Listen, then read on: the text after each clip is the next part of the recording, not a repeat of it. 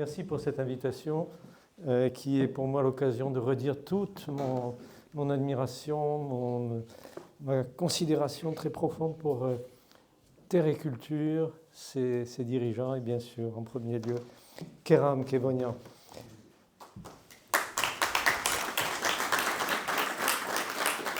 Donc c'est une présentation sur l'architecture arménienne. J'avais demandé à Aram Razalian s'il souhaitait que je fasse une présentation ciblée sur quelques sujets importants sur lesquels je travaille ces derniers temps, comme par exemple le patrimoine de l'Artsakh et toutes les menaces qui pèsent sur lui, ou sur des relations entre telle et telle culture, par exemple Arménie-Géorgie. Mais il m'a dit non, il faut une présentation générale avec quelques observations sur les aspects techniques. Bon, alors donc je me conforme à la demande et je vous propose de nous promener comme ça, de regarder un certain nombre d'images, de les commenter et de voir un peu ce qu'on peut en tirer pour une meilleure connaissance ou compréhension du patrimoine architectural arménien. Je mets une première image qui montre la carte de l'Arménie historique. Pourquoi ? Parce que je suis confronté ces derniers temps, depuis moins de 10 ans, à un problème que je rencontre quand j'interviens dans des conférences internationales où on nous parle de l'Arménie comme partie du Sud-Caucase. Et le patrimoine arménien qui fait partie d'un ensemble sud-caucasien, du Sud-Caucase.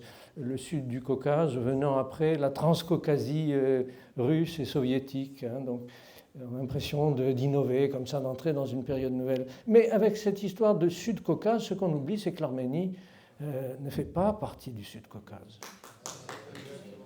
Le Caucase commence au-delà, bien plus au nord de l'Arménie. L'Arménie, c'est l'Arménie, voilà, c'est tout. Ça commence depuis l'Euphrate et ça continue jusqu'à la Koura. Voilà, c'était juste pour vous dire ça. Quand on parle d'architecture arménienne, naturellement, on pense au Moyen-Âge, on pense à l'architecture chrétienne. Mais il ne faut surtout pas oublier toutes les strates antérieures dont s'est nourrie cette architecture, le sentiment qu'en avait la population. Et c'est une richesse considérable et qui se complète régulièrement par de nouvelles découvertes. Par exemple, cette plaque extraordinaire qu'on a trouvée il y a quelques années en Arménie occidentale, qui pourrait remonter au 2e millénaire avant notre ère et qui montre toutes sortes de choses passionnantes. On ne va pas en faire l'analyse là, mais regardez, vous avez toute une série de registres et de contenus divers sur cette plaque, mais au centre de la plaque, vous avez une représentation d'une campagne militaire. On s'attaque à toute une série de bâtiments à étages crénelés. Et pour s'attaquer à ces bâtiments, on a recours à une tour d'attaque munie de roues. C'est inouï. Donc, vous voyez, on a comme ça cet héritage immense, dont l'une des strates principales, bien entendu, c'est l'Urartu. L'Urartu, qui a été un royaume qui a beaucoup bataillé, mais qui a aussi beaucoup construit. Et alors, on a un nombre considérable de vestiges qui nous montrent des villes, des forteresses, tout un réseau de routes et de canaux d'irrigation dont certains fonctionnent encore. Donc là, il y a un héritage considérable qui s'est constitué à cette époque-là, mais il y a aussi une espèce de hiatus, une césure, si vous voulez, à l'effondrement de l'Urartu à la fin du 7e, au début du 6e siècle avant notre ère. Et il y a le grand problème de la transmission. Qu'est-ce qui, dans l'Urartu, s'est transmis à l'Arménie ? On n'a pas le temps aujourd'hui d'évoquer ce problème. Je signale simplement cette strate-là, cette étape. Ensuite, il y a bien sûr l'étape qu'on appelle hellénistique, donc des derniers siècles avant notre ère et du début de notre ère, qui était extrêmement importante. Alors là, je vous ai mis une image d'un site qui nous est à tous très cher, bien entendu, qui est celui de la ville construite par le grand roi Tigrane au 1er siècle avant notre ère, et qui se trouve en Artsakh, à l'extrémité est de l'Arménie, et malheureusement aujourd'hui perdue pour les Arméniens. Avec des traces d'un appareil très intéressant en grand appareil, et avec des blocs qui sont attachés les uns aux autres, comme vous le voyez, par des crampons qui ont disparu, bien sûr. Hein. Le métal a été volé, enfin, il a disparu, mais des crampons comment on dit, en aile de... Voilà. Donc là aussi, ce sont des choses qui se sont transmises ou pas transmises, c'est une autre question. Et alors, dans cette strate hellénistique, il y a bien sûr la strate romaine. Et là, alors, on entre dans un corpus de formes et de techniques qui ont fortement marqué ensuite l'architecture arménienne du début du christianisme. Par exemple, vous voyez, là, je vous ai mis juste quelques petits éléments qui proviennent du fond romain. Et on a tendance à oublier ce fond. Je suis toujours très étonné quand je discute avec mes collègues en Arménie pour voir qu'ils n'ont pas saisi l'importance de l'héritage romain. C'est très important, un, pour la compréhension de l'architecture arménienne, deux, pour la compréhension des liens, des relations, des ressemblances entre l'architecture arménienne et les autres architectures du monde chrétien, parce que nous avons tous hérité cette richesse de l'art romain, de l'architecture romaine. Mais, comme je vous le disais, je crois, à juste titre, on a l'habitude de considérer que l'architecture arménienne, elle acquiert véritablement son identité avec l'adoption du christianisme. Et naturellement, c'est la cathédrale d'Echmedzin qui symbolise cela. Alors, d'emblée, vous voyez que c'est un monument très composite qui a subi toute une série d'interventions depuis le IVe siècle jusqu'à nos jours. En ce moment même, on achève, on a tout récemment achevé l'une des dernières restaurations. Donc vous pouvez imaginer combien est complexe, combien est difficile la reconstitution de l'histoire de ce monument.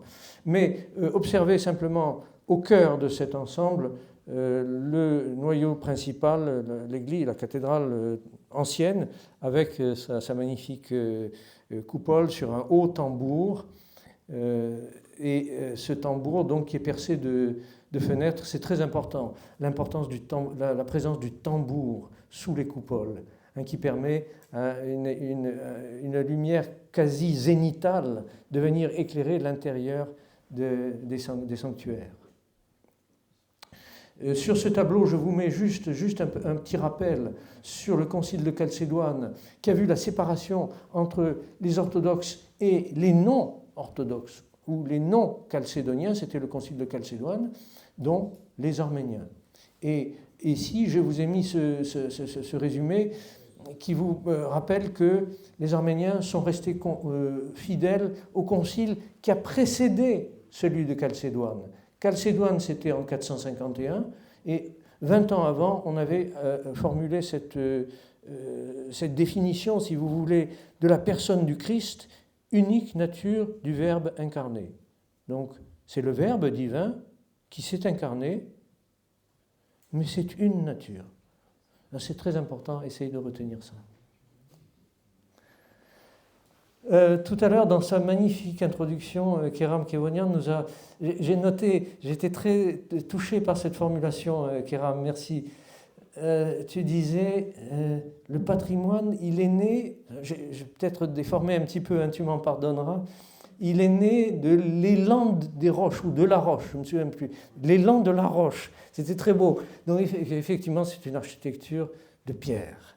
Et c'est une architecture de pierre poussée par une espèce d'élan vertical. Cette pierre, c'est une pierre volcanique, principalement, en tout cas dans les régions centrales et nord-est de l'Arménie, c'est du tuf, principalement du tuf, du basalte, une pierre qui est volcanique, donc poreuse, relativement facile à tailler, qui durcit avec le temps. Et poreuse, pourquoi est-ce que c'est important? Parce que elle se laisse pénétrer par la chaux qui est dans le mortier que l'on utilise dans la construction de ces bâtiments. Et donc ça explique pourquoi ce pays est couvert, malgré les innombrables destructions qu'il a subies, est couvert encore de milliers, on évoquait tout à l'heure les chiffres d'environ 30 000 éléments, pièces de patrimoine conservés. Donc l'explication vient de la disponibilité de ce matériau très propice à la construction. Et si on cherchait une formule, notre collègue évoquait les monastères dans la nature, et ce lien très profond avec la nature, c'est effectivement très très important.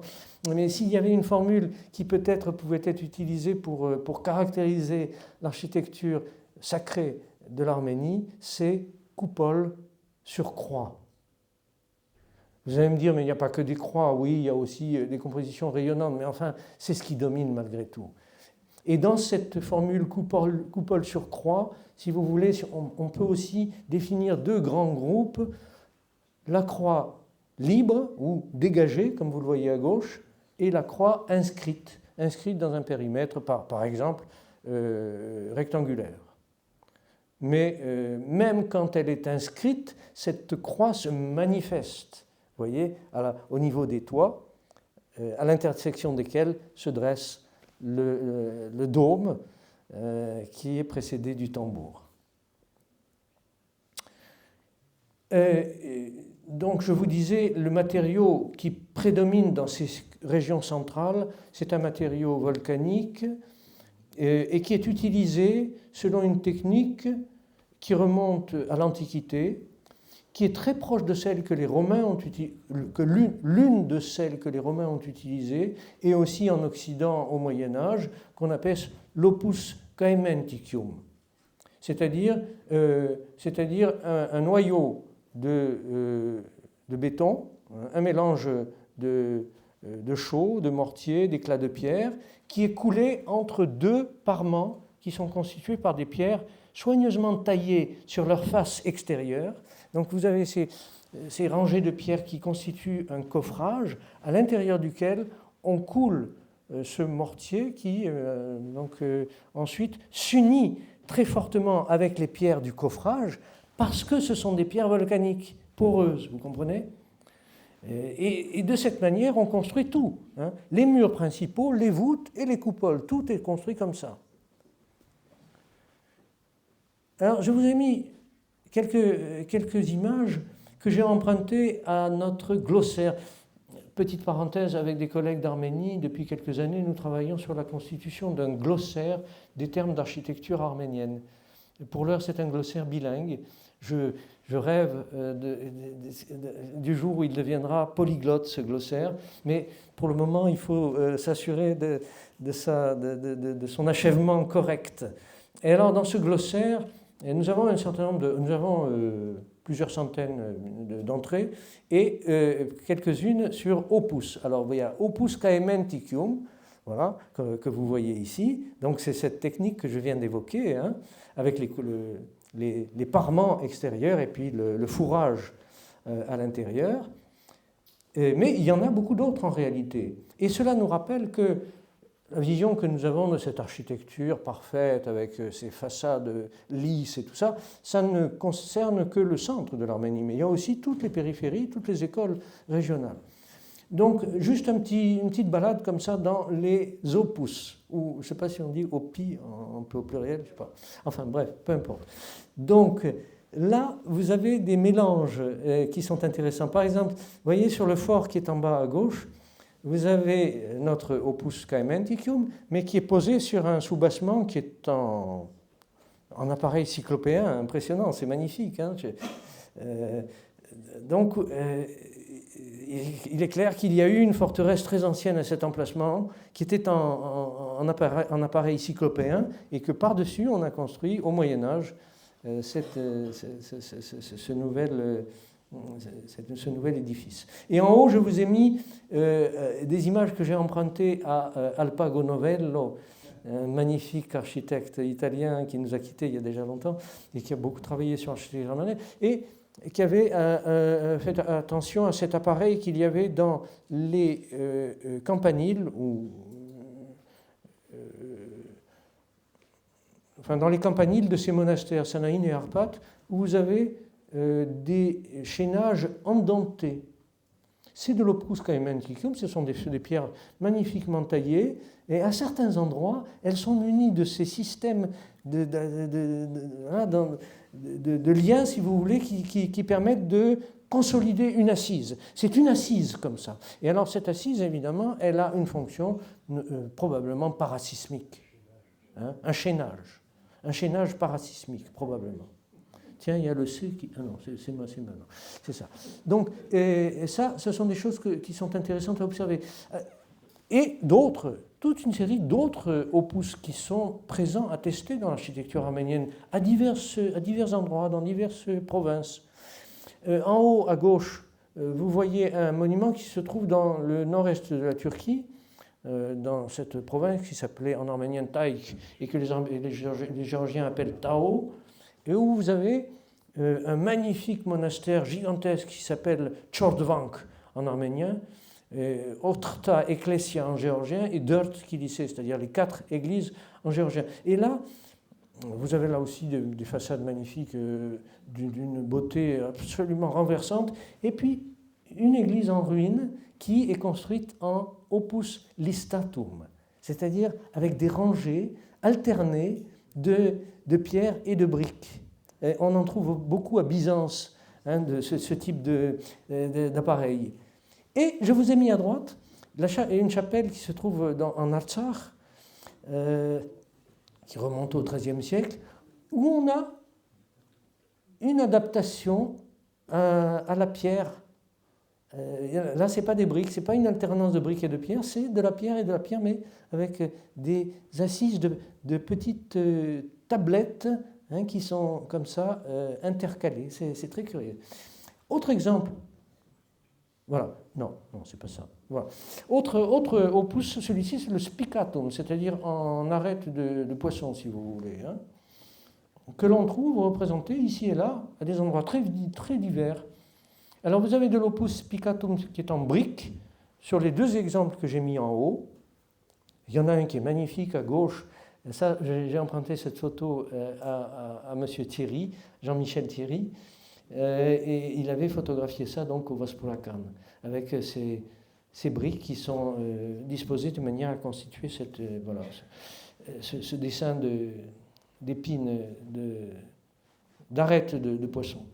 Et puis vous avez là à droite aussi des briques et en Artsakh, dans le magnifique monastère de Dadivank. En bas, c'est un peu la même chose, mais adapté à la pierre. Là encore, quelque chose de très intéressant, un fort qui se trouve dans le Taron, où vous avez ces pierres qui sont inclinées comme ça, de manière différente. Et puis à droite, quelque chose qui est très amusant, parce que c'est un pseudo-cyclopéen dans lequel les blocs sont disposés de manière à recréer un peu l'image de l'opus spicatum. Donc, je vous le disais, c'est véritablement à partir de l'adoption du christianisme qu'on peut dire que l'architecture arménienne acquiert ses caractéristiques essentielles. Et cette période paléochrétienne est très importante, même si elle est un peu hétérogène, hétéroclite. On trouve des choses très diverses, principalement des églises oblongues, à côté de monuments mémoriaux funéraires, des églises principalement oblongues, sans coupole, qui sont certaines assez grandes, ce sont des basiliques à 3 nefs, avec ou non des galeries autour, et aussi un grand nombre d'églises mononefs, avec une seule nef, comme ça, et toujours orientées. D'emblée, les églises arméniennes sont orientées, c'est l'Orient, c'est l'Est. En France, on croit parfois que orienter signifie tourner vers Jérusalem. Non, orienter, c'est l'Est. Enfin, sauf aux périodes où il y avait une petite hésitation, on orientait vers l'Ouest. Mais non, c'est l'Est. Et c'est très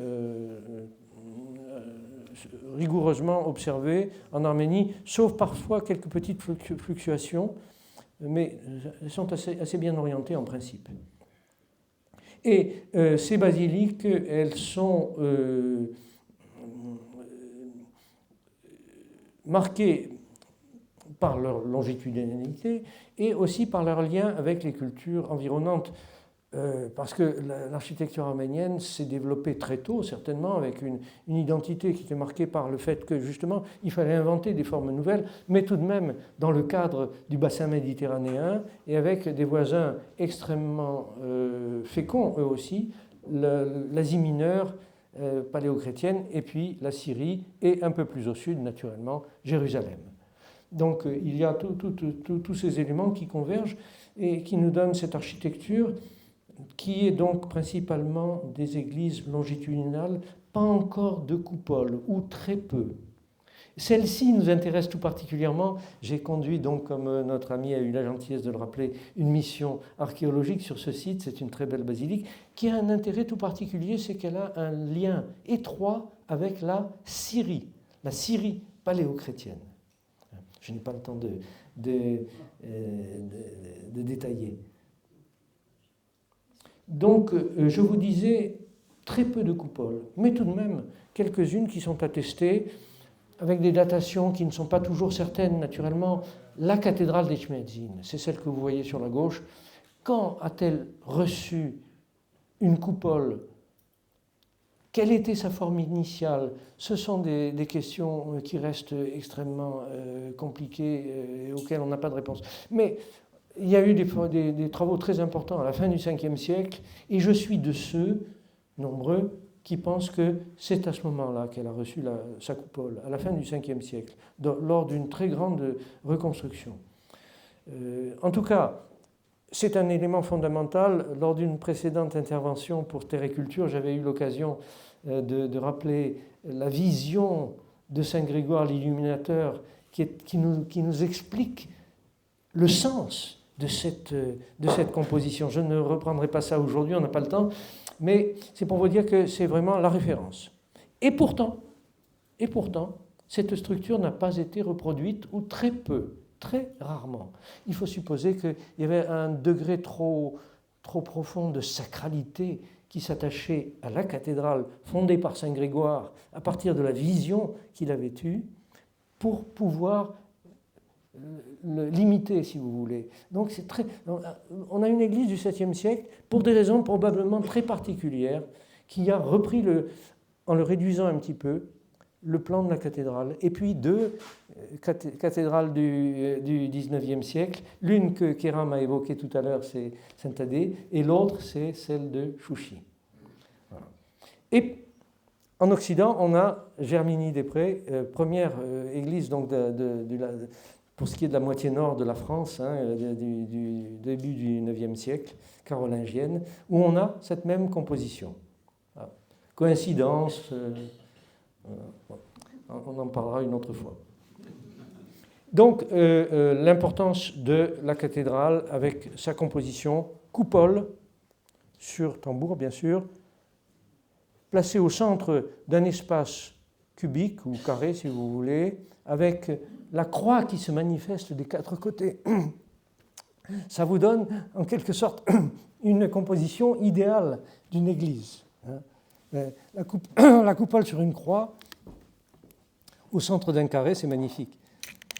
Oups, merci, tu es gentil. Et c'est ce principe-là que nous allons retrouver sous des variantes diverses tout au long des siècles, et surtout durant la période de grand essor que je me suis permis d'appeler l'âge d'or de l'architecture arménienne au 7e siècle. Et là, vous avez toutes sortes de compositions très diverses, comme si ces architectes avaient eu un souci, c'est de chercher toutes les combinaisons possibles pour exprimer cette idée de la coupole, symbole naturellement du royaume de Dieu, du royaume des cieux, sur l'Église avec un E minuscule et un E majuscule. Et c'est ce qui explique la vision de Saint Grégoire. Parce que Dans la vision de Saint-Grégoire, vous avez le récit de la vision, et puis ensuite vous avez l'explication. Et elle est très précieuse parce qu'elle date du 5e siècle, cette explication. Mais j'ai promis de ne pas vous en parler aujourd'hui parce que sinon on n'y arriverait pas. Donc, ce sont toujours, enfin pour beaucoup, des églises où il y a le principe cruciforme, mais il n'y a pas que ça. Hein. Il y a aussi des compositions rayonnantes qui sont magnifiques et que l'on voit se multiplier à partir de ce moment-là, avec ici par exemple 6 conques qui rayonnent autour du centre qui est couronné par la coupole. Au passage, admirez sur la gauche, en bas, la haute technicité de cette architecture. L'un des monuments emblématiques de cet âge d'or, c'est bien sûr l'église Saint-Élipsimé que je ne pouvais pas ne pas vous montrer, même si nous allons passer très très vite. Maintenant, c'est au pas de course que nous allons franchir les siècles.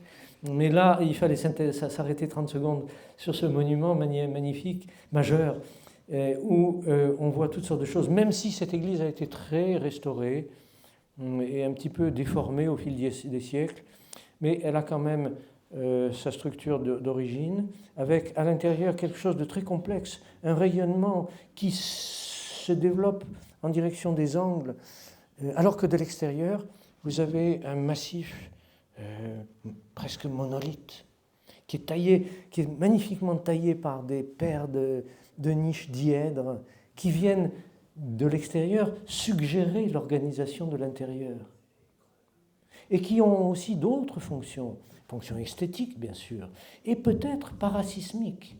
Là non plus, je n'ai pas le temps de détailler ça. Hein, pardon ? Vous poserez des questions après. La période de l'âge d'or a été interrompue à la fin du 7e siècle par l'occupation arabe. Et l'Arménie est restée sous la domination arabe jusqu'au milieu du 9e, fin du 9e siècle, période à laquelle donc commence ce qu'on appelle la période des royaumes, fin 9e, 10e, 11e siècle, jusqu'au milieu du 11e siècle. Et naturellement, l'architecture se développe sur l'héritage de l'époque précédente, avec des innovations, avec une élévation des proportions, avec enfin, vous allez voir.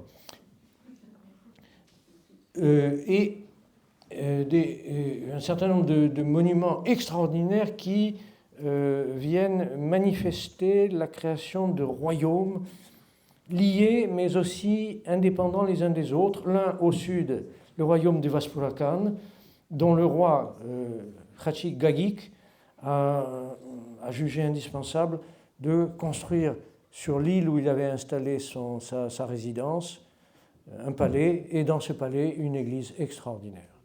Une église qui était destinée à impressionner les visiteurs et tous ceux qui viendraient sur cette île, et qui est couverte de bandes sculptées, de même que l'intérieur est couvert de peintures. Et là, vous retrouvez l'importance de ce matériau. Hein. D'ailleurs, sur l'île d'Artamar, du lac de Van, dans l'actuelle Turquie, où se trouve cette église, qui a été restaurée, on ne trouve pas ce matériau. Hein. Le roi a fait venir ce tuf, dont il connaissait naturellement les qualités extraordinaires et très utiles à l'architecture, qui permettent cette richesse du décor sculpté. Mais aussi à l'intérieur. L'intérieur était couvert de peintures. Mais c'est quand même l'historien d'architecture qui ne peut pas ne pas céder au souhait de vous montrer, encore une fois, la beauté conceptuelle, architecturale de cet édifice. Et là, je m'appuie sur une photo qui m'est très chère parce qu'elle m'a été donnée par un ami qui nous a quittés, malheureusement, que vous connaissez sans doute, pour ceux qui connaissent l'Arménie, Zaven Sargsyan, le directeur du musée Parajanov. Enfin, l'ancien, bien sûr, puisqu'il est mort il y a quelques années. Donc vous avez ce rayonnement autour de la coupole qui est à la fois cruciforme et à la fois étoilé, comme un peu on l'avait vu à Saint-Élipsimé. Cette époque, l'époque des royaumes, est très importante aussi parce qu'elle voit l'apparition en Arménie des monastères, les monastères que vous aviez si bien évoqués tout à l'heure, les monastères qui se multiplient à partir donc du IXe siècle. Ce qui est curieux, c'est que l'âge d'or que j'évoquais tout à l'heure, du 7e siècle, ne nous a laissé aucune trace de monastère. Et donc ça ne commence, en tout cas à partir des matériaux que nous avons à notre disposition, qu'à partir de la fin du 9e. Mais alors quand ça commence, c'est une apothéose. L'Arménie est couverte, c'est vraiment saisissant, hein, la densité de ces ensembles. Et ce sont des ensembles constitués de plusieurs éléments, grandes églises, petites églises, narthex et autres constructions. Pardon 20 minutes, ah oui. Aïe, aïe, aïe, aïe, aïe.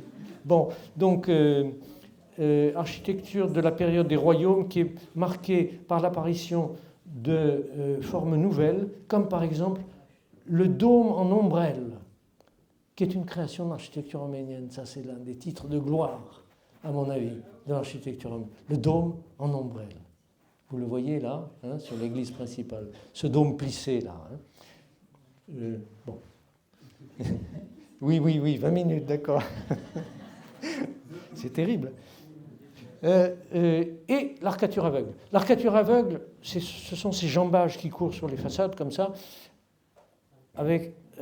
était apparu déjà au 7e siècle et sur des monuments très très importants. Mais au 7e siècle, elle ne permettait de couvrir que des surfaces rondes. À partir du 10e, on la voit s'appliquer à des façades droites. La cathédrale d'Ani, évidemment, est un monument majeur. Donc, l'église d'Artamaj, au début du Xe, dans le sud de l'Arménie, et dans le nord de l'Arménie, dans le royaume des Bagratides, c'est la cathédrale d'Ani, fin du Xe, début XIe, avec des nouveautés absolument étonnantes, comme par exemple ces piliers fasciculés sur lesquels je reviendrai si j'ai le temps.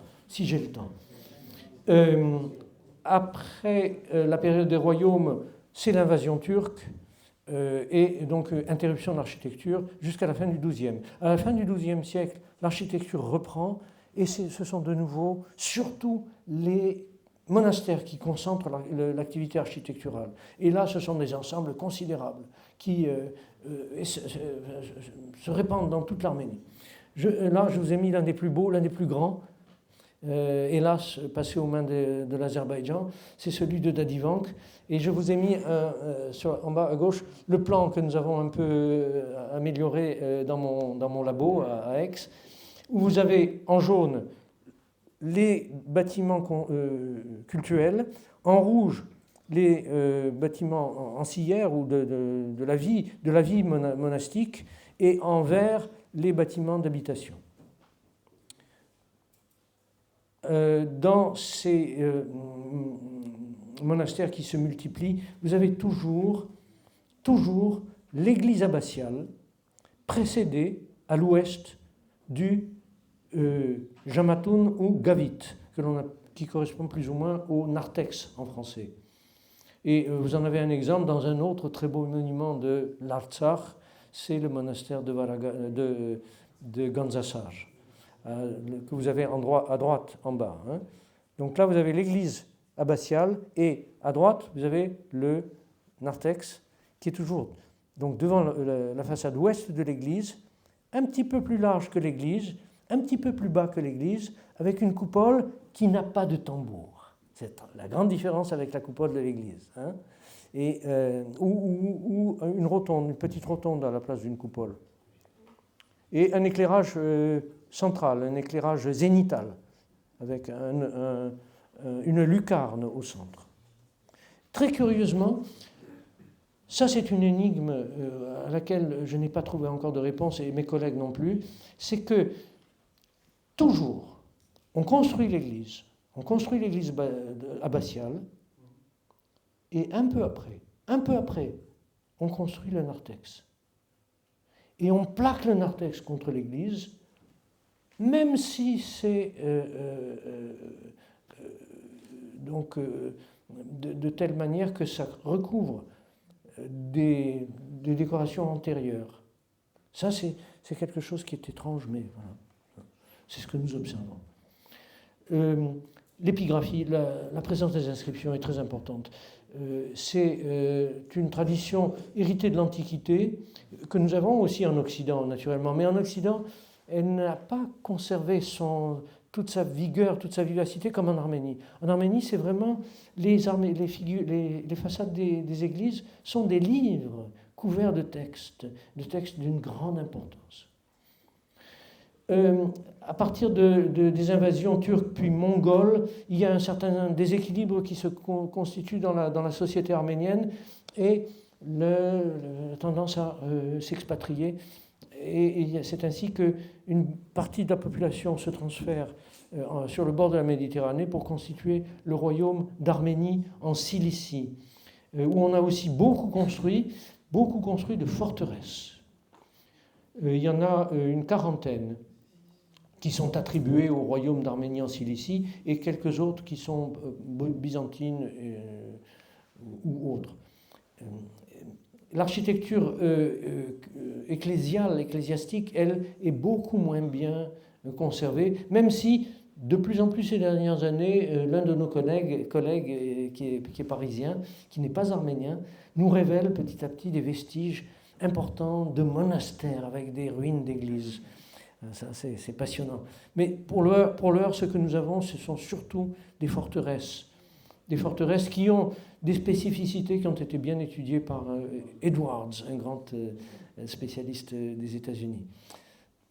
Et donc cette tendance à s'expatrier s'est développée à partir du Moyen-Âge, et on a comme ça des communautés arméniennes qui se sont constituées dans de nombreux pays du monde. L'une des plus importantes pour la culture arménienne, c'est celle de Venise, sur cette île de la lagune, l'île de San Lazzaro.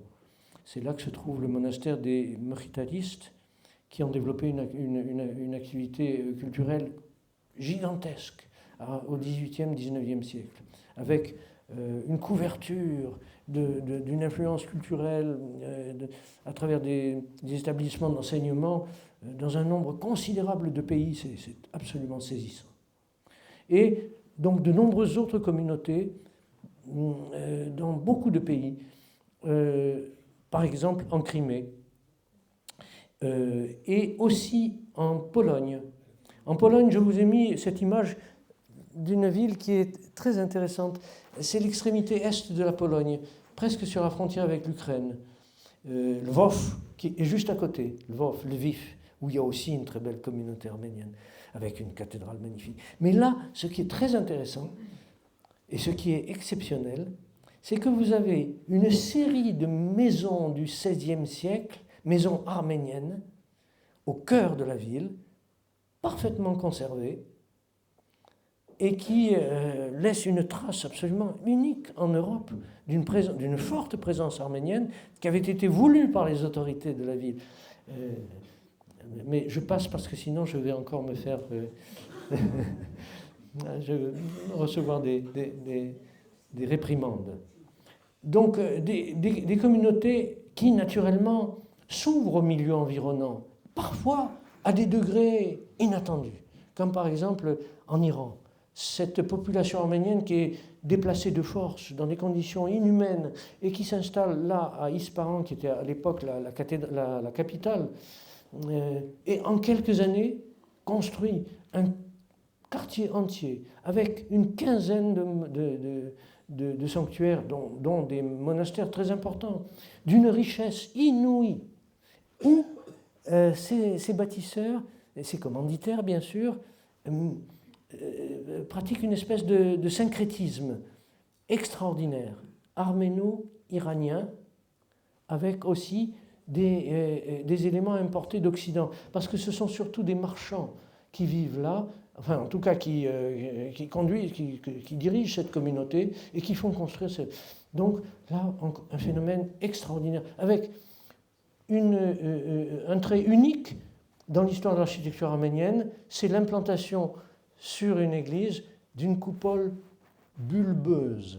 d'une coupole en bulbe, c'est-à-dire emprunté à l'islam, emprunté au monde de l'Iran. Alors c'était bien probablement une manière, si vous voulez, de montrer son ouverture, son adaptation, son souhait d'être intégré dans la société locale. On a évoqué tout à l'heure les destructions terribles que le patrimoine arménien a subies. Je n'en parlerai pas aujourd'hui, juste 2 images. Le monastère de Hormos, qui était le panthéon de la dynastie royale des Bagratides, qui se trouve dans un état catastrophique, qui empire au cours du XXe siècle et encore au XXIe siècle, à comparer avec les temps plus anciens que vous voyez en haut à gauche, ou encore le monastère de Narek, au Vaspurakan, qui, lui, a complètement disparu. Il n'en reste rien. Rien. Une image ici pour rappeler que, outre les liens très étroits que l'on redécouvre progressivement entre Byzance et l'Arménie, il y a eu carrément des interventions d'architectes arméniens en dehors de l'Arménie. Par exemple, ici, on sait qu'à la fin du Xe, après le fameux tremblement de terre qui a détruit une partie de la coupole, c'est l'architecte Dani qui a restauré la coupole. Si on avait le temps, on parlerait des éléments d'architecture arménienne qui se plient, qui se prêtent à des parallèles, des comparaisons avec les autres architectures, notamment du monde chrétien, mais pas seulement. Il y a par exemple l'arcature aveugle, que j'ai rapidement évoquée tout à l'heure. L'arcature aveugle qui apparaît, je vous le disais, au 7e siècle, c'est le cas ici, ensuite qui est développée au 10e, 11e siècle, et puis qu'on va retrouver en Occident. Un peu plus tard. Je vous ai mis aussi, toujours pour la cathédrale d'Ani, où l'un des traits marquants est l'élan vertical, qui s'exprime en particulier à travers la finesse des jambages de cette arcature aveugle, de cette colonnade aveugle.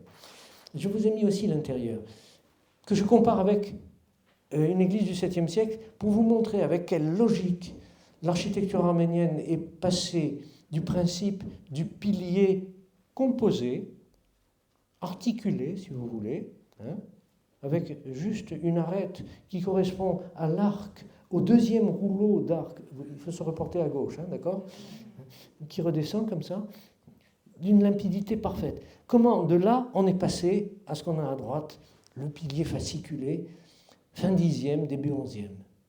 C'est miraculeux. Je suis ému, tout à fait ému par l'intérieur de la cathédrale d'Ani. Je trouve que c'est une réalisation parfaite. Et donc, là, vous avez aussi matière à réfléchir. Qu'est-ce qui explique cette parenté? Comment, pourquoi ces ressemblances? Ce sont de nombreuses questions qu'on pourrait se poser à l'infini, qui sont très, très compliquées. Par exemple, les monastères, je vous disais, il y a ces narthex qui se multiplient devant les églises, et un groupe saisissant d'une douzaine de narthex présente des voûtes considérables, portées par des croisées d'arc.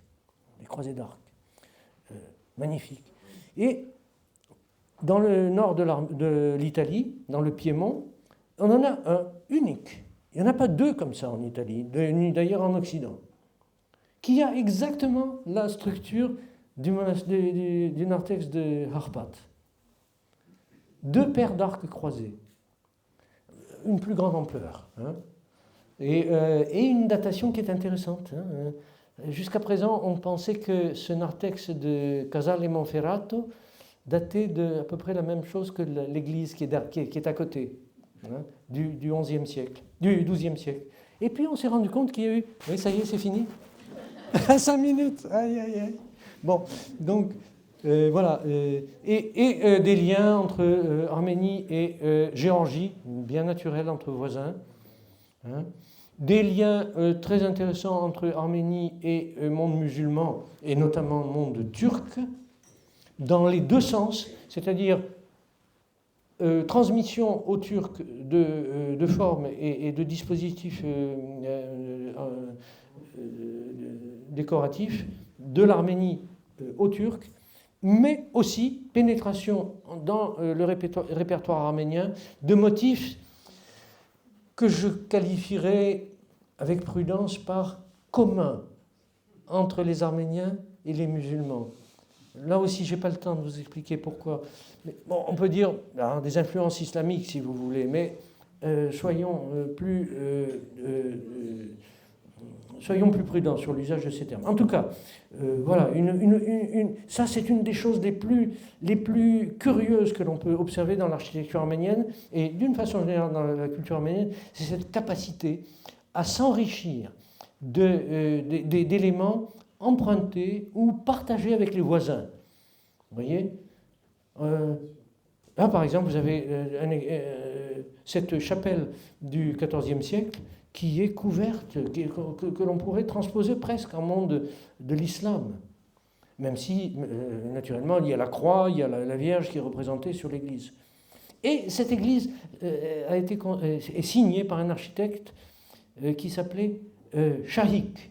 Or, ce même architecte a bâti un mausolée, deux mausolées. Il y en a un qui se trouve à Yerevan, mais je n'en parlerai pas, il est trop mal conservé, et un autre qui se trouve en Artsakh. Il a bâti un mausolée pour un musulman, avec beaucoup d'éléments communs entre les deux. Là, on a aussi une clé qui nous permet de comprendre comment ces choses, ces formes et ces motifs se transféraient d'un monde à l'autre, enfin, d'une confession à l'autre. Des échanges très nombreux, non seulement avec les cultures voisines, mais parfois aussi avec des cultures très lointaines. L'Occident. Par exemple, ici, vous avez une représentation de Dieu le Père. En bas, vous avez la Vierge à l'enfant, d'accord? Et puis en haut, vous avez Dieu le Père. Et cette image triomphale de Dieu, elle est combinée à une image trinitaire. Une image trinitaire qui est empruntée au répertoire iconographique occidental et même français. Alors que là, on est tout au fond de la montagne en Arménie, dans l'actuelle Arménie. Eh bien, vous avez un schéma trinitaire occidental qui a été transposé par les Arméniens dans la pierre. Donc, motif commun avec l'islam, non seulement dans l'architecture, mais même sur cette forme qui est emblématique du christianisme arménien, qui est le khachkar. L'architecture arménienne interrompt une nouvelle fois son développement avec l'invasion de Tamerlan, après celle des Mongols, à la fin du XIVe siècle. Et c'est une période très sombre qui commence pour l'Arménie et qui va durer jusqu'au XVIIe siècle. Au XVIIe siècle où un traité de paix est signé entre l'Empire ottoman et l'Empire safavide d'Iran. Et donc, l'Arménie reprend un peu la voie de la construction à partir de fin des années 1630, 1640. Et une nouvelle étape de l'architecture arménienne apparaît à ce moment-là. Il y a bien sûr beaucoup d'héritage ancien, mais aussi beaucoup d'innovation. Et c'est là encore quelque chose de très intéressant à observer, c'est-à-dire de cette capacité de ces architectes à marier la tradition et l'innovation, marchant avec l'esprit du temps, si vous voulez. Il y a des formes qui sont très intéressantes, comme par exemple cette tourelle qu'on est venu... Là, vous avez une construction oblongue, comme on en avait vu à la période paléochrétienne, une basilique, si vous voulez. Et puis, à l'est, à l'extrémité est, là où se trouve l'abside, on a construit cette tourelle au-dessus d'un mausolée. C'est une vieille tradition du mausolée à étage, mais complètement repensée avec cette forme très intéressante, tout à fait nouvelle, mais très arménienne en même temps. Voyez. Et de nouveau, nous retrouvons l'Artsakh avec sa cathédrale, la cathédrale de Chouchi, qui est elle aussi à la fois marquée par l'héritage du passé, c'est la composition de la cathédrale d'Echmedzin, mais très innovante. Par divers traits de son architecture, de son décor, ce que je n'ai pas le temps de détailler. Et c'est avec tout cet héritage-là qu'à la période soviétique, on voit se constituer une grande architecture, bien sûr au service de l'idéologie communiste. Il faut que ce soit puissant, que ce soit pesant, mais ils réussissent quand même à garder le lien avec la tradition. Regardez l'arcature sur colonnade, hein, le matériau, le traitement du matériau, la sculpture. Et cet esprit se conserve aujourd'hui encore. Vous avez des bâtiments qui sont très, très modernes et en même temps liés à la tradition. Je trouve ça très intéressant et très touchant. Pour finir, j'espère que ça y est, je n'ai pas dépassé mon cadre. Je vous ai mis un texte. Ces derniers temps, j'ai été amené à retravailler sur l'héritage de Baltrušaitis, Jurgis Baltrušaitis, un Lituanien mais français qui a beaucoup travaillé sur l'Arménie, la Géorgie. Et je suis retombé sur l'introduction, sur la préface de ce livre de Baltrušaitis par Henri Faucillon. Henri Faucillon, grand historien de l'architecture romane, français. Et donc, voilà, vous avez ce texte sous les yeux. Il est très intéressant parce qu'il nous donne une partie de réponse à une question qui m'est sans cesse posée quand j'interviens sur l'architecture arménienne, qui est celle de l'influence possible de l'Arménie sur l'art roman, de l'architecture arménienne sur l'art roman, et autres, byzantin aussi. Donc, je trouve très... Alors, le texte que nous avons là donne toute une série de clés qui sont extrêmement utiles. Lisons le texte ensemble, si vous voulez bien. Le grand art chrétien qui s'est développé dans ces pays ne doit pas seulement son intérêt à sa position géographique, intermédiaire entre les cultures asiatiques et méditerranéennes, ainsi qu'aux événements historiques qui scandent son évolution. Je rappelle que Henri Faucillon écrit ce texte en 1929, avec la connaissance encore très partielle que l'on a de l'architecture arménienne. Je continue la lecture. C'est l'art d'Arménie et de Géorgie. Il a les mêmes antécédents que l'art roman. Là, on entre dans les choses importantes. Écoutez bien. Il a les mêmes antécédents que l'art roman. Art hellénistique, art syrien, art sassanide. Il a les mêmes contacts. Art byzantin, art arabe. La période de sa plus belle floraison, là c'est un peu contestable, mais on y reviendra. La période de sa plus belle floraison est, à peu de choses près, contemporaine de celle de la culture romane. On peut les considérer l'un et l'autre, l'un c'est-à-dire Arménie-Géorgie, l'autre c'est monde roman, on peut les considérer l'un et l'autre comme deux expériences historiques sur le même problème, ça c'est très très bien dit, deux expériences historiques sur le même problème avec des données et dans des conditions analogues, mais conduites par des expérimentateurs différents. Voilà. Je trouve très réussi cette formule. Alors je vous disais, évidemment on peut avoir des petites réserves.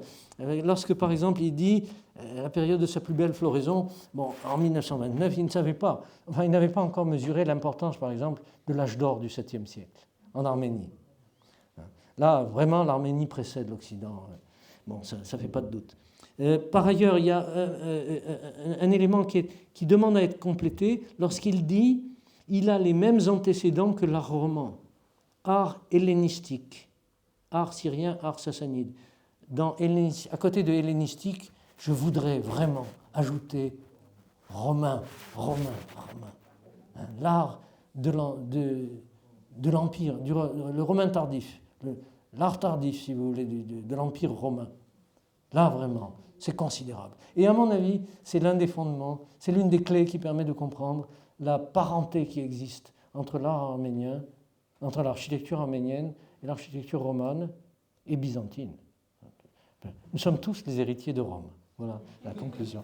Merci de votre attention et pardon si j'étais un peu long.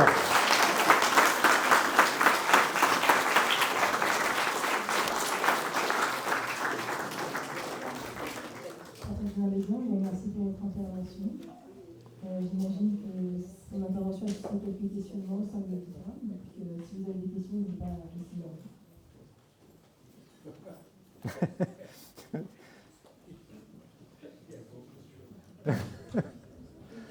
J'aimerais savoir, en ce qui concerne la construction de l'église et la construction de monastères, mais aussi la bien compris comment ça au IXe siècle, les monastères. Les monastères, oui. Connaître, savoir si les monastères sont totalement isolés des locations d'habitation civile. C'est une observation qui est souvent faite et que l'on trouve dans les ouvrages aussi. Par exemple, dans les ouvrages de Nina Garsoyan, où elle dit que les églises arméniennes sont toujours, je ne me souviens plus disséminées, quelque chose comme ça, disséminées ici et là dans la nature.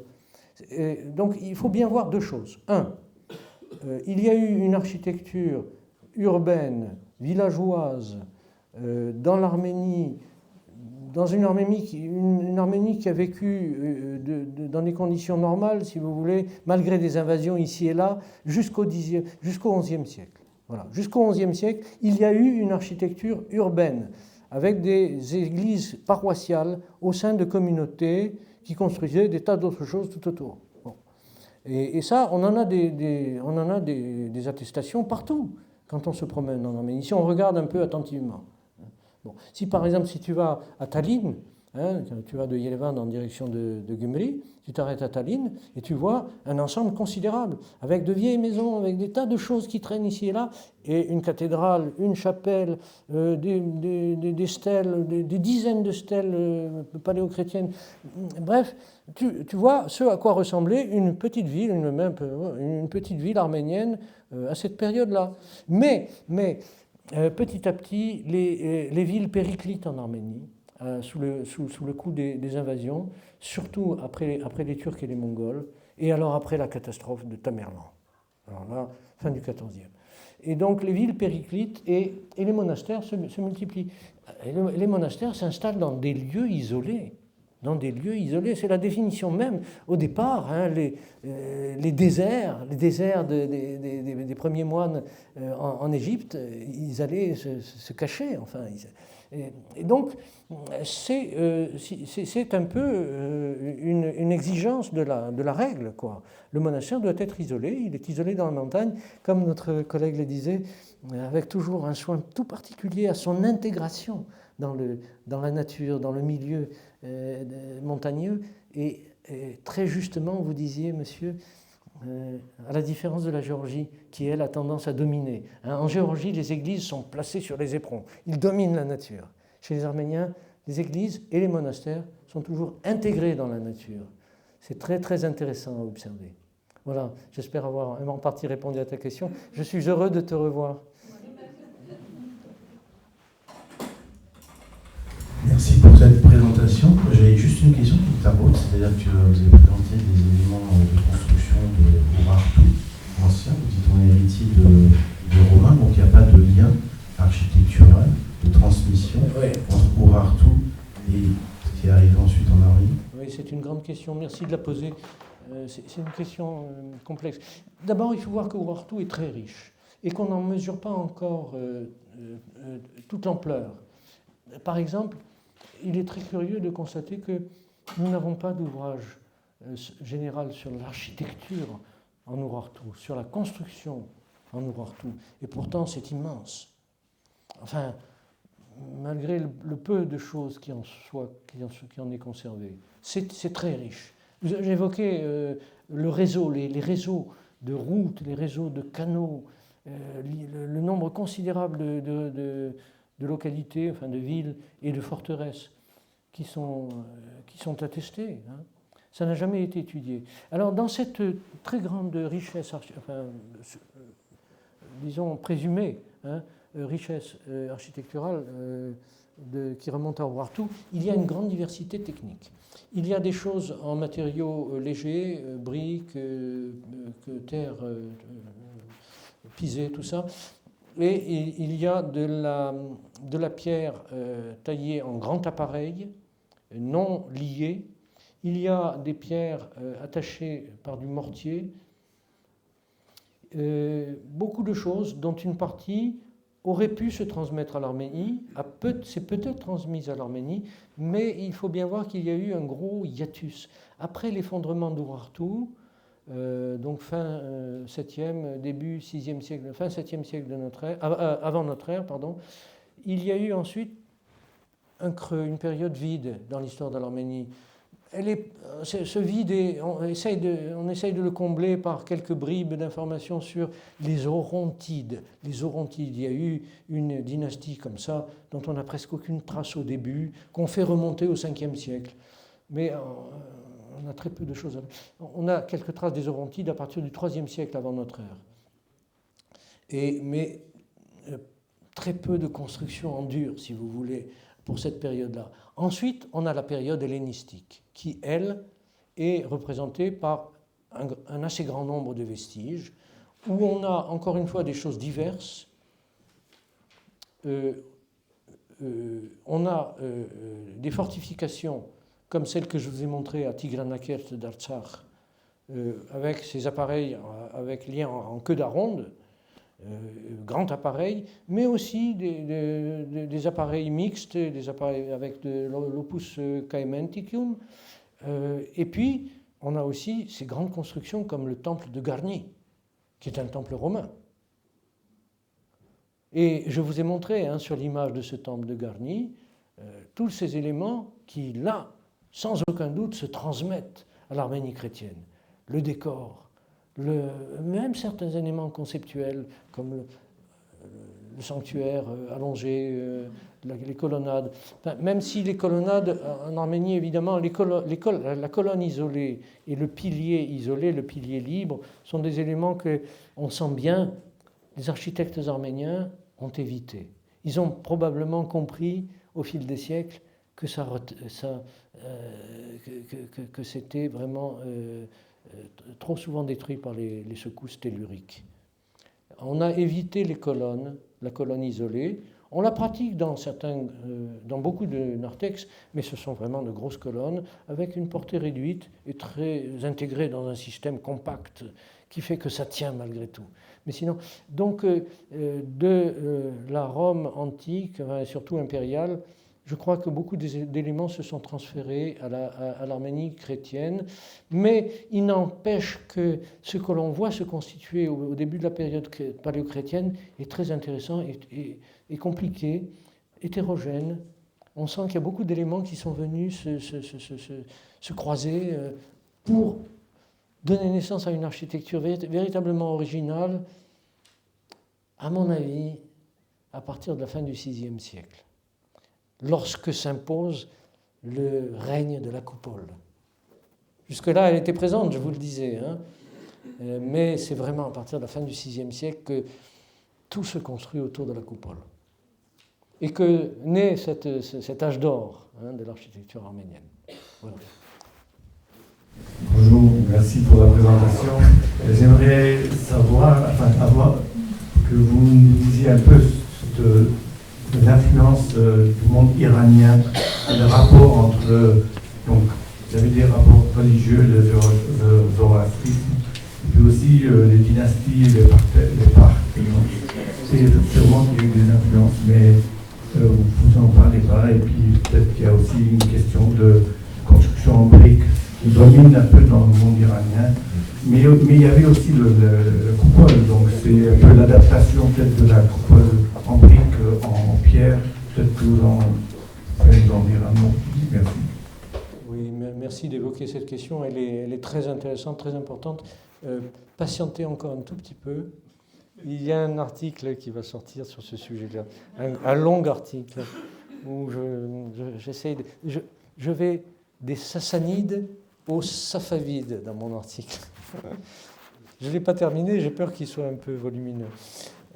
Donc oui, c'est une question importante. Tu as raison, la différence de matériaux. Mais il n'empêche que les formes, il y a beaucoup de formes pour lesquelles il a pu y avoir un transfert des Sassanides aux Arméniens. L'arcature aveugle. je n'ai pas le temps de développer, hein, j'ai écrit des pages là-dessus. L'arcature aveugle, la coupole sur trompe.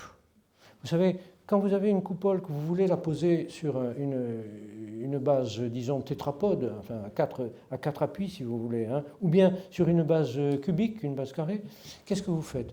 Votre coupole, vous la munissez dans ses angles de portions de cônes, hein, de portions de cônes, de moitié de cônes qu'on appelle des trompes. Et ces trompes, on les voit développer avec beaucoup de science dans l'architecture sassanide à partir du IIIe siècle. Chez les Arméniens, on n'a pas de coupole avant. On a la première coupole que nous ayons sous forme de document, c'est de photos, quoi. Parce que le monument n'existe plus. C'est l'église de Tekoj, de la fin du Ve siècle, avec un point d'interrogation. Mais pour moi, c'est une conviction, mais il y a quand même un doute. Bon, bref, on a ça. Mais tout ça pour vous dire qu'il y a de bonnes chances pour que la coupole en brique sur trompe en brique, son principe, se soit transmis aux Arméniens. C'est bien possible. Il y a des compositions de salles longitudinales que les Sassanides avaient héritées de leurs prédécesseurs, notamment les Achéménides, avec les grandes salles dites apadana, des salles de palais, de grandes salles de palais, de grandes salles d'apparat, donc qui se sont peut-être transmises aux Arméniens. Il y a quelques éléments qui permettent de reconstituer une transmission. Dans le domaine de la décoration, énormément de choses probablement se sont transmises. Parce que effectivement, malheureusement, l'art sassanide a laissé peu de traces tangibles. Tous ces bâtiments en briques se sont très mal conservés. Mais les éléments de décor, on en a beaucoup dans les musées. Il faut aller dans les musées d'Occident pour retrouver, par exemple à Berlin, pour retrouver des panneaux de stuf, de plaques en stuf, des plaques en plâtre, si vous voulez, hein, qui étaient utilisées pour décorer les monuments d'architecture sassanide. Et là, dans ce décor en plâtre, en stuc, vous avez tout le répertoire pratiquement de l'Arménie du 7e siècle. Et Dieu sait s'il est riche, ce répertoire de l'Arménie du 7e siècle. Tout ce répertoire, pratiquement, vous le retrouvez dans les stucs sassanides. Donc, oui, beaucoup de choses comme ça. Oui, il y aurait beaucoup à dire, mais patiente encore quelques mois et on aura cet article. Merci infiniment, Patrick. Chaque fois que moi, personnellement, je t'écoute, j'apprends des choses nouvelles et qui sont dites différemment. Merci beaucoup pour l'investissement dans cette transmission. Peut-être qu'on a quelques minutes pour que tu puisses nous parler de cette expression, ce texte de Saint-Grégoire qui annonce les aspects théologiques des fondements de l'architecture arménienne dont tu parlais tout à l'heure. Si en quelques minutes tu peux nous parler de ça, ça nous a fait tous envie. C'est peut-être le moment et on aura quelques questions ensuite encore. D'accord. Je suis content qu'Agnès soit là parce qu'elle m'a beaucoup aidé à travailler sur ce texte, à bien le comprendre et ensuite à bien le traduire. C'est presque une traduction à deux que nous avons faite de ce texte avec Agnès. Donc, vous avez un ouvrage qui s'appelle Histoire de l'Arménie et qui a été rédigé par un auteur qui est l'un des premiers de la tradition livresque arménienne, Agatanguéros, Agatange. Donc là, c'est le récit de la christianisation que l'on trouve dans ce texte, avec en particulier la relation de la fameuse vision de Saint Grégoire l'Illuminateur. Agatange est un auteur du 5e siècle. Il a rédigé son ouvrage vers le milieu du 5e siècle. Et il est censé donc relater des événements qui ont eu lieu au début du 4e siècle. Donc vous voyez, il y a une distance qui sépare les deux. Bon.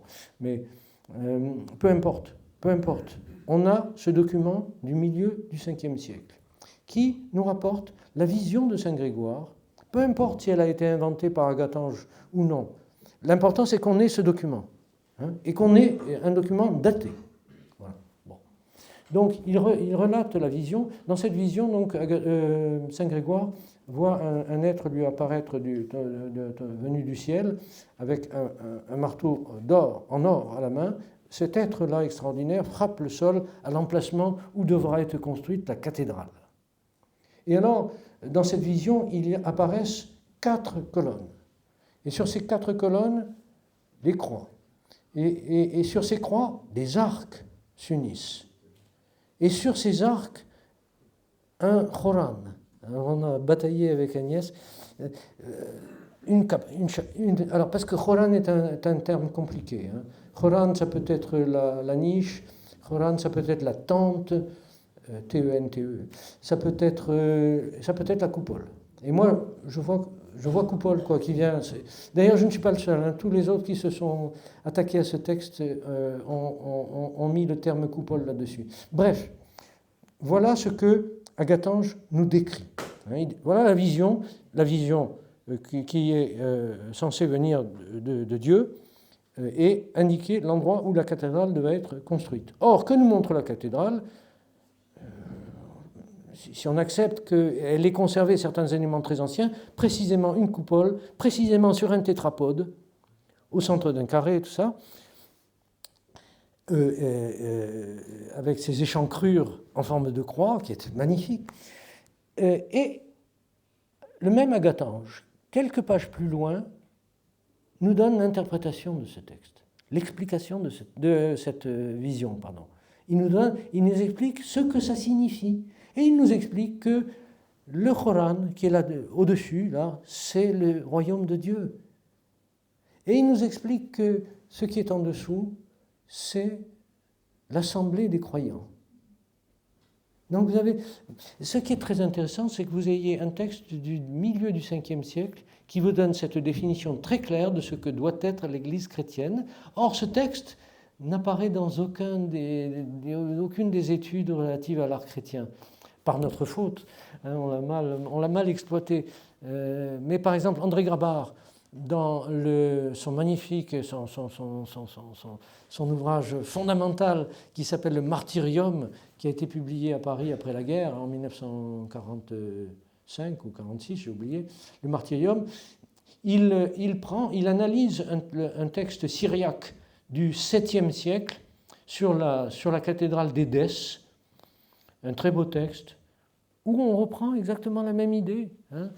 Donc on a ce témoignage syriaque, mais on a 1 siècle et demi ou 2 siècles plus tôt Agatange, qui nous donne de manière très succincte, mais très claire, cette définition. Voilà, Aram, pour répondre à ta question.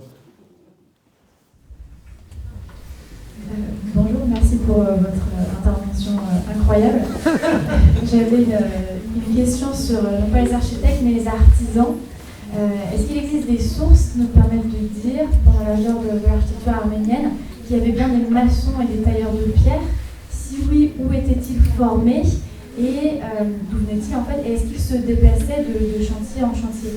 Je me pose cette question sur les savoir-faire parce qu'à Arpat, quand on regarde le calpinage et la mise en œuvre de la pierre, notamment les chaînages emmontés dont vous parlez, on retrouve des assemblages liés au bois, comme la queue d'Aaron en fait, qui est déjà utilisée pendant l'Antiquité. Et est-ce que ce serait possible, dans une certaine mesure, que les charpentiers aient influencé les maçons, ce qui semblerait étonnant puisque c'est un pays où on construit en pierre, à moins qu'ils se soient formés ailleurs? C'est des questions que je trouve intéressantes puisqu'on retrouve ces questions dans d'autres cultures.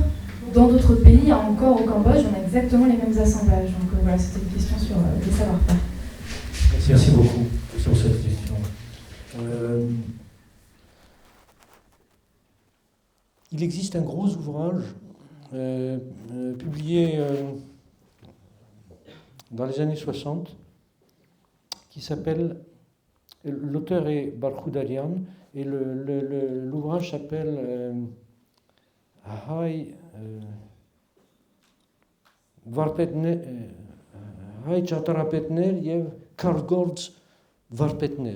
les architectes arméniens et les tailleurs de pierre. Ce livre est très précieux parce qu'il il fait la somme des témoignages principalement épigraphiques qui nous informent, qui nous donnent tout ce que nous savons sur les architectes et les tailleurs de pierre. Voilà. D'ailleurs, pas seulement en architecture, mais aussi sur les khachkars. Donc c'est très précieux cet ouvrage-là. Et là, on apprend qu'il y a eu effectivement un très grand nombre de bâtisseurs qui ont laissé leurs traces, heureusement, sur les monuments, qui ont laissé leur signature en quelque sorte. Donc, au Moyen-Âge, par exemple, on a un phénomène très curieux qui est qui nous informe, qui est très instructif aussi, qui est que les bâtisseurs se font nommer Vardpet, à partir naturellement de Vardapet. Le Vardapet, c'est le moine savant. C'est le moine, c'est celui qui a reçu une formation suffisamment solide pour pouvoir devenir ensuite évêque, archevêque, etc. Donc le Vardapet, c'est une personnalité importante dans les communautés arméniennes autour de l'Église. Et c'est à partir de Vardapet que l'on a constitué ce terme Vardpet pour désigner les architectes, qui est très souvent employé dans les inscriptions. Donc il y a un peu un lien entre les deux. Est-ce que ça signifie que les bâtisseurs étaient tous recrutés parmi les moines savants? Je ne suis pas sûr. Mais voilà, on peut se poser cette question. Ces architectes, avaient-ils des ateliers dans lesquels ils formaient des apprentis? Je ne sais pas. On n'a pas de... À ma connaissance, peut-être qu'on va découvrir des choses extraordinaires qui nous sont encore cachées dans des manuscrits qu'on n'a pas encore étudiés. Mais à ma connaissance, pour l'heure, il n'y a pas de témoignages qui permettent de répondre à cette question. Y a-t-il eu des lieux où on a formé les apprentis qui sont ensuite devenus des... mais c'est probable. Enfin, je veux dire, on ne peut pas imaginer les choses autrement. Surtout si on imagine ces communautés villageoises ou même urbaines avec un milieu qui est quand même très, très uni, enfin, à l'époque. Donc, qu'une transmission se soit faite et dû se faire en période normale, pacifique, par périodes qui ont été si rares, malheureusement, dans l'histoire des Arméniens, ont dû se faire, bien sûr, ces systèmes de transmission. L'articulation entre les métiers, vous évoquiez le bâtisseur et puis le tailleur de pierre. Bien sûr, elle a dû se faire aussi, mais on n'a pas pas encore de documentation précise à ce sujet précis, c'est-à-dire est-ce que l'un obéissait aux directives de l'autre? On ne sait pas, on peut le supposer. Mais il y a une chose qu'on peut voir, c'est que il n'y a pas une très grande clarté dans la répartition des rôles entre le Chartarapet, Vardpet et le Kargorts Vardpet. Alors, de Vardapet, on est passé à Vardpet, et de Vardpet, on est passé à Varpet. Le Varpet arménien, c'est l'artisan expérimenté, quoi. C'est le maître. En français, on ne sait pas très bien ce que ça veut dire, le maître. Mais voilà, souvent on est tenté de traduire Varpet par... Donc, vous avez des Kargorts Varpet, c'est-à-dire des maîtres d'œuvre, des artisans tailleurs de pierre. Tailleurs de pierre, Kargorts. Kar, c'est la pierre, et Gort, c'est le travail de la pierre. Donc, on sait, on devine qu'il a dû y avoir une division du travail avec des rangs, enfin, mais on n'a pas de documents, on n'a pas de choses attestant clairement que ça s'est passé de ce façon. Et il y a des inscriptions où on a le sentiment que le Kargorts, c'était le Chartarapet, c'était l'architecte, c'était la même personne. Il y a pire encore, les choses se compliquent parce que le verbe shinel, bâtir, s'emploie à propos du commanditaire aussi bien qu'à propos de l'exécutant. Et aussi bien à propos du restaurateur.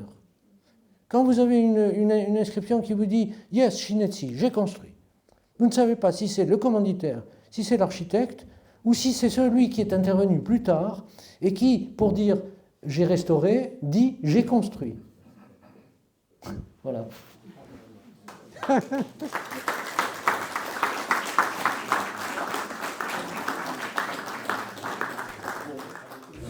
Oui, c'était une question sur le TUF, parce que quand j'en parle avec des Français, des architectes, etc., ils me disent que c'est pas une bonne matière pour construire, et j'ai toujours du mal à expliquer pourquoi en fait ça l'est. J'ai compris que c'était lié à l'enduit, mais c'est jamais très clair pour moi, donc voilà, je pourrais avoir une clarification sur ça, ça serait bien. Ils ont raison, c'est une matière qui est, c'est un matériau qui est traître parce que selon les assises, selon les rangées lors de l'extraction, on a de bons morceaux qui sont bien denses, enfin qui sont homogènes, et on a des pierres qui sortent de l'extraction et qui sont trop friables. Le tuf peut être très friable et donc très dangereux pour la construction. La basilique sur laquelle nous avons travaillé, celle de Yelezouï, dont je vous ai montré l'image, en donne des exemples tout à fait éloquents. Vous avez des portions de murs qui sont complètement érodées, qui ont été rongées par l'eau, parce que la pierre était trop poreuse. Et on s'étonne que les architectes ne l'aient pas vu. Mais bon, voilà. Alors, évidemment, en Arménie, dans certaines régions, on n'a pas le choix. Tout est en matériaux volcaniques. Il n'y a pas le choix. Même le basalte, c'est du volcanique. Simplement, le basalte est beaucoup plus dense que le. Et puis, il y en a d'autres. Il y a de l'andésite, il y a d'autres pierres très belles, de couleur claire, par exemple, jaune, beige, qui sont aussi un peu plus denses. Il y a du marbre en Arménie, mais peu. Il y a des pierres dures, mais très peu. Ce qui prédomine, c'est la pierre volcanique, du moins dans ces régions-là. Je vous ai montré des images où on voit d'autres appareils avec, par exemple, du schiste, du gneiss, des pierres complètement différentes, qui se prêtent moins bien à la taille. Tandis que le tuf a cet avantage extraordinaire, c'est qu'il est friable. Et vous le taillez facilement, vous avez des pierres qui sont magnifiques. Il y a des façades où vous êtes vraiment, vous vous dites, mais bon, c'est parfait. La stéréotomie, vous connaissez le terme, la stéréotomie, c'est-à-dire l'art d'agencer les pierres, de jointoyer les pierres. Il y a des endroits où c'est mais parfait.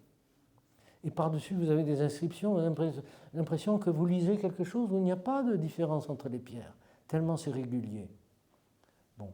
Mais d'un autre côté, il y a donc ces risques d'extrême porosité, une porosité excessive.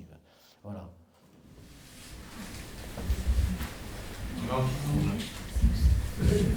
Merci. Deux précisions. Quelqu'un, au début, s'est interrogé sur la place et le rôle des monastères. Je dis simplement ceci, je ne les développerai pas, et tu sais ce qu'il en est de toute façon. Les monastères se sont substitués à une époque récente au château. Les églises qui étaient des églises isolées sont devenues, comme Patrick l'a dit, à une certaine époque, des monastères, et non plus des églises paroissiales ou autres. Et puis les monastères sont devenus des châteaux, les châteaux ayant été désertés par le pouvoir. Dans l'histoire de l'Arménie, donc, c'est un long cycle qui est celui du passage des châteaux au monastère, et qui est parallèle à celui du passage du pouvoir de la noblesse, de l'aristocratie, à la classe marchande. C'était simplement un éclaircissement. Un autre. Tu as parlé des barbètes, qui étaient à l'origine des vartabètes, qui sont devenus des vartabètes et ensuite des barbètes. On trouve, tu dois le savoir, bien sûr, déjà dans les textes très anciens, un autre terme qui vient les remplacer. Et ce terme est vivant jusqu'au XIXe siècle, puisqu'on a trouvé avec Agnès sur une inscription qui est sur le mur du monastère de Saint-David, qui a été reconstruit vers 1850. C'est le terme Mashradavo. est encore plus général que Vertabès, parce que c'est celui qui a œuvré. Et peu importe que celui qui a œuvré soit le tailleur de pierre à lui seul, ou l'architecte qui a conçu la chose, mais c'est celui à qui on doit avant tout l'existence et la réalisation de l'œuvre. L'existence de, j'ai pas entendu. Et la réalisation de l'œuvre. C'est un autre travail. Alors, une question pour finir et qui sera brève. Tu as indiqué très justement que le plan d'Etchmiadzin, le plan d'origine que tu as décrit, que je ne reprendrai pas naturellement, avait été peu imité, mais qu'il avait tardivement été au XIXe siècle en particulier. Et tu as parlé de Saint-Thadée. Il s'agit évidemment de la grande église blanche de Saint-Thadée, qui est en calcaire, celle-là, justement, et qui n'est pas en tuf. Et puis tu as parlé de l'église de Chouchine. Alors, comme Saint-Thadée, c'est le lieu de naissance de l'agriculture, je pose une question à ce sujet. Saint-Thadée, d'après ce que tu dis, et évidemment l'observation le montre, et dans la continuation d'Etchmiadzin, de son plan, de sa symbolique, etc. Mais c'est Simeon Pouznoumi qui a construit dans le Saint-Thadée, et il venait du Pouznoumi chez l'ambassade. Eh bien, la particularité extraordinaire de l'église blanche de Saint-Thadée avec son décor extérieur n'indique-t-elle pas également une seconde filiation qui est celle d'Artama? Etchmiadzin et Artama réunis, oui ou non? Merci beaucoup, Kiram. C'est toujours merveilleux et passionnant de t'écouter. Merci. Écoute, le plan d'Artamage, il est quand même... Pardon ? Ah, le décor, pardon, oui, le décor. Ah oui, évidemment. Ah oui, bien sûr. Bien sûr, c'est certain, c'est évident. Non seulement le concept, l'idée de couvrir les façades d'un décor sculpté, tu as employé le terme de haut relief, bon, je préférerais quand même bas-relief. Hein. Donc, parce qu'à Artamage, oui, là, on a des hauts reliefs que l'on n'a pas à Saint-Thadée. Donc l'idée, non seulement l'idée de couvrir les façades de décors sculptés, mais aussi de les organiser en registres horizontaux, superposés. Oui, évidemment, tu as raison, c'est d'Artamage que ça s'inspire. Je pense que ça ne fait pas de doute. On pourrait peut-être même aller plus dans le détail et voir certains motifs végétaux, des frises de vignes, par exemple, qui sont communs aux deux. Oui, bien sûr. La filiation est évidente. C'est juste. Merci à toi.